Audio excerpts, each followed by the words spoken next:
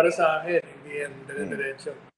Ano lang yan, pansamantala yan, kasi nga, pinagkaisahan siya ng kaliwa at yung mga kaalyado ni Speaker Romualdez. Yun Kasi na. Sa bibig na yan Sik. Kung mapapansin nyo, nung binabanatan si VP Sara ng mga nasa kaliwa, hindi umiimik ang mga kaalyado ng administrasyon. Hindi siya pinagtatanggol Tahimik na tahimik yan si Speaker Martin.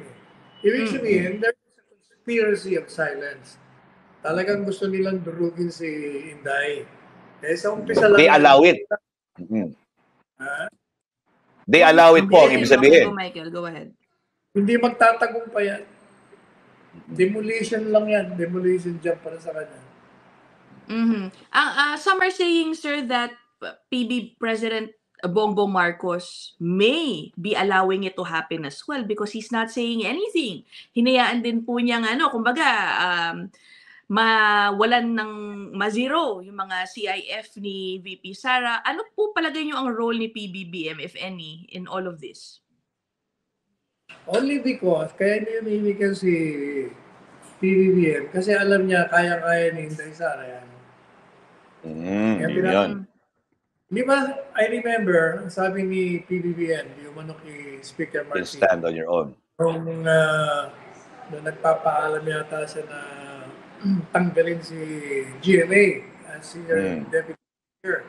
Ang sabi sa kanya ni PBBM, bahala ka. I hope you know what you're doing. Ganun ang style ni PBBM. Pag yan ang sinimulan nyo, kailangan alam nyo kung saan kayo makakarating. Bahala. Ganun ang style.